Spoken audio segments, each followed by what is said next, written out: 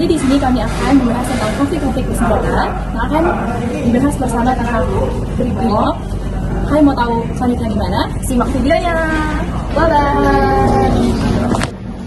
Selamat pagi ya, Kasubag Remimin, ini Pak Kasubag Remimin kita ya.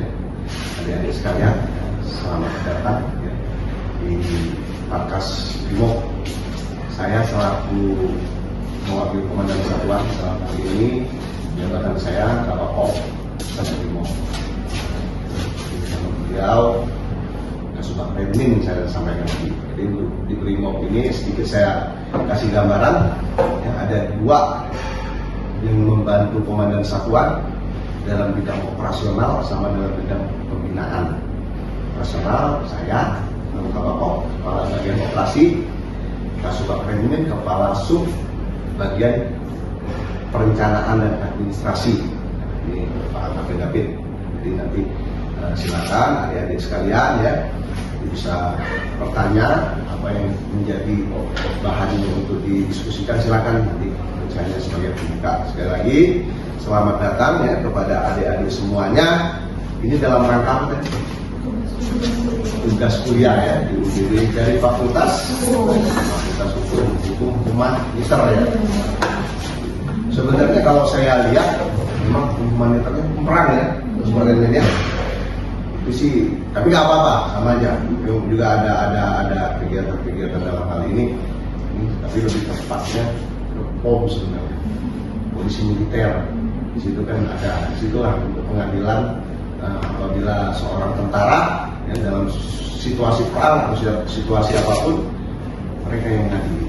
Tapi kalau Brimob ini ya kita masih ke peradilan umum sih. Nah, kalau ada kesalahan kita di peradilan umum, polisi kan peradilan umum. Ya, kalau tentara kan peradilan militer. Ya, sebagai masukan aja ya adik-adik, nggak apa-apa, silakan nanti perdalam, silakan. Situ juga ada kasih propos, saya kenalkan Pak Ibtu Triyono. Jadi beliau yang mengawaki untuk pembinaan personil apabila ada pelanggaran di Brimob. Pak Triyono yang bisa memperdalam pengawasan, dalam bentuk pengawasan lah di Brimob itu ada propos. Ini propos ya.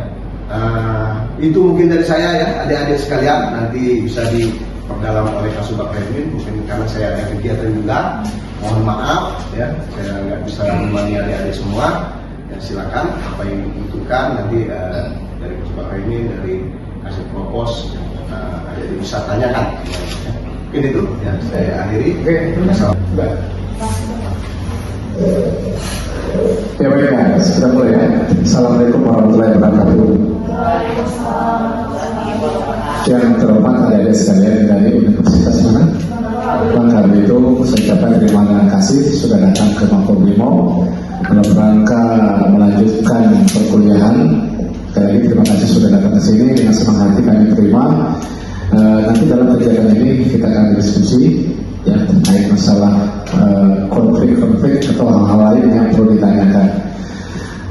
Saya langsung saja dari sekalian ya, tadi saya sudah sempat sampaikan ya sebelum kita mulai sudah jelaskan apa itu Brimob. Adik-adik harus tahu dulu sebelum adik-adik datang ke Brimob ini harus mengerti apa Brimob. Tadi saya sudah jelaskan secara rinci ya untuk diketahui saja ya, untuk menambah pengetahuan adik. Oke, kita langsung saja ke masalah yang akan ada ditanyakan ya. Nanti silakan sampaikan sebisa mungkin, nanti saya coba jawab. Silakan. Oke, mungkin langsung gimana sih tanggapan Bapak atau dari pihak Brimob sendiri tentang konflik bersenjata itu? Misalkan dari masyarakat ke masyarakat, terus juga dari masyarakat ke pemerintah itu kayak gimana? Oke, saya sampaikan adik-adik ya. Bagaimana pendapat kami terhadap konflik bersenjata? Perlu saya jelaskan dulu, kalau kita bicara masalah konflik itu ada dua, ya, konflik vertikal dan konflik horizontal.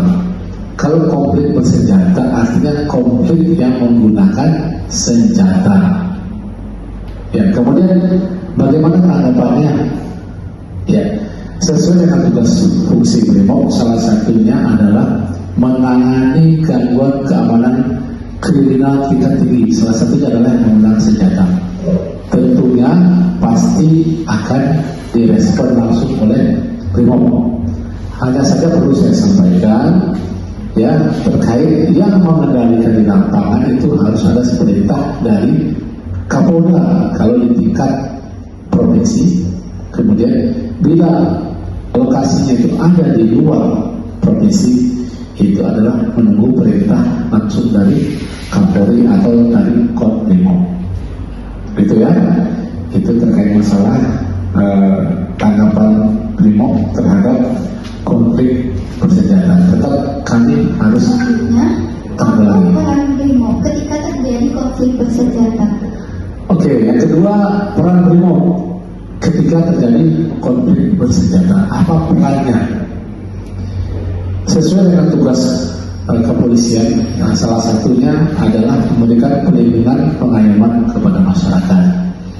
Nah, tugas kita pertama, bila terjadi itu di suatu wilayah, katakanlah Polres, ya, di Polres mana, sebelah Polres A atau Polres B, tugas kita adalah membackup wilayah tersebut. Apa yang dia butuhkan, kemampuan apa yang kurang di sana, kita backup.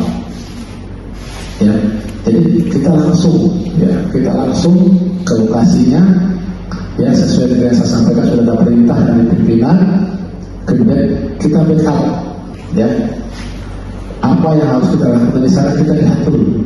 Bila kekuatan atau konflik di sana menggunakan senjata, tentunya kita pelajari.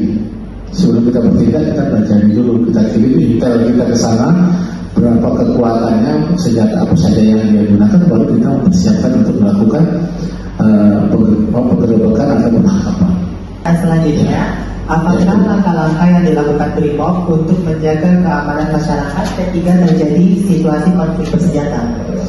Oke, untuk menjaga keamanan masyarakat, apa yang harus kita lakukan jika terjadi konflik bersenjata? Yang pertama yang kita lakukan adalah menyelamatkan atau mengevakuasi masyarakat, terutama orang-orang tua, anak-anak kecil atau perempuan. Itu yang paling diutamakan. Kita berikan perlindungan, kita amankan, kita evakuasi ke tempat tertentu. Setelah itu baru kita mitigasi, ya, tempat-tempat mana yang harus kita lakukan pengamanan. Ya, jadi tidak serta-merta ada terjadi satu konflik kita langsung datang, kita melakukan tembakan yang frontal, tidak demikian. Kita evakuasi dulu orang-orang yang jadi prioritas. Ingat, jadi prioritas itu pertama adalah kaum wanita, anak-anak, dan orang tua. Baru kita lakukan penegakan hukum terhadap konflik. Sudah menjelaskan konflik bersenjata. Nah, apakah semua situasi yang melibatkan senjata itu bisa disebut konflik bersenjata? Baik, apakah semua konflik yang menggunakan senjata itu disebut konflik bersenjata? Makanya sekarang senjata ini kan hanya sarana yang digunakan. Ya, kadang-kadang konflik itu mungkin bukan bersenjata, mungkin konflik itu masalah politik, masalah ekonomi, konflik itu hanya mungkin dia menggunakan senjata.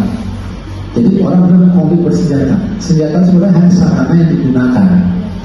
Tapi kalau saya menilai, bila konflik itu bersenjata, itu mungkin lebih kepada bicara masalah pemberontakan, bicara ideologi, ya, melawan pemerintah, itu sering menggunakan senjata, ya.